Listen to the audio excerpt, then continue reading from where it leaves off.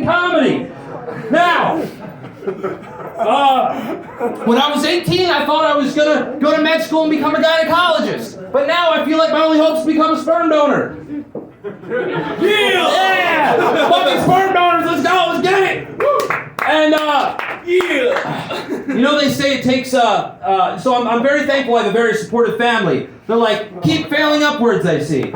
And, you know, they say it takes a village to raise a child, okay? And I was raised by everybody. I was raised by my aunts, my uncles, my grandparents, and yes, my parents too. And my grandfather left a really indelible mark on me growing up. When I was a little kid, he used to say, you're short, ugly, and your mother dresses you funny. Well, now I'm still short. I think I'm ugly, but at least now I dress myself funny. And I gotta tell you, when I was little, on my mom's side, I'm first generation Italian. On my dad's side, my family's been here since the fucking Mayflower, okay? So my grandfather used to call me the UN baby. He'd say, you're short. No, he used to call me the UN baby. And he would say, the Irish are fighting the English.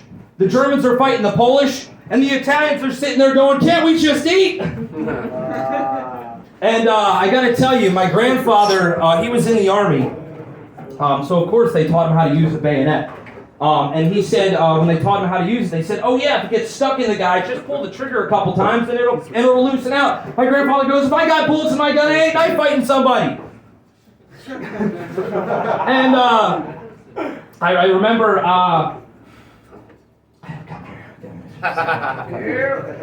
remember, my grandfather worked for SEPTA for 43 years, okay?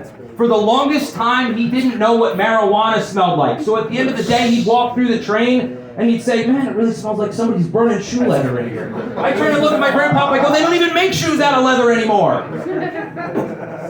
And you know, and that's what he said to the guys at work. He'd be like, yeah, they're burning shoe leather, whatever, fuck it. Forgot that line, we'll deal with it. Okay? And then, I'll tell you this one. Okay, this one's going to be a little rough, all right? My grandparents have been married for 57 years. God bless them. My grandfather's 80 now, okay? And people will come up to him and they'll be like, what's the secret to being married so long? And my grandfather says, I don't drink, smoke, or chase women. And I hardly ever beat my wife. And one time my grandfather's coming out of church, okay? And he's telling this to the priest, okay? He's like, that's what he said to him. And literally this woman behind him, older lady, her jaw drops like, huh? And he's like, relax, I don't actually beat her. And, yeah. It's crazy. It's crazy shit. And I do wonder why I am so fucked up. I do think that part of that has to come from my dad. You see, my dad will introduce himself. He'll go, hi, my name's Mike.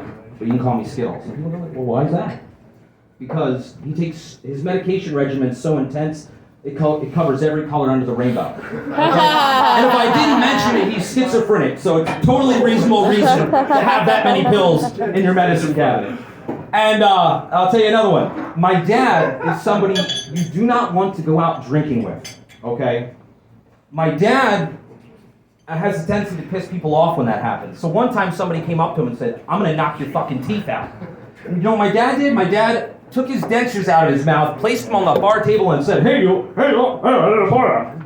any chance of an altercation happening ended right then and there. You really want to punch a guy with no teeth in his mouth? I don't think so. And I'll tell you one more. My dad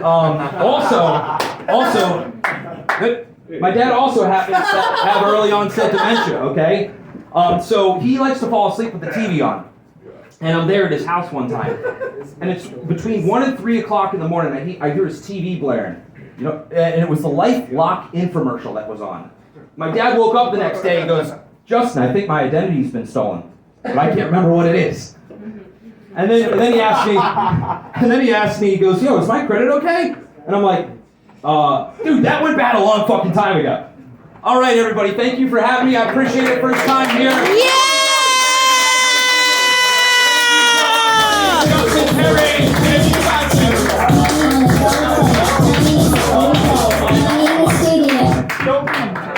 man, let him hear it.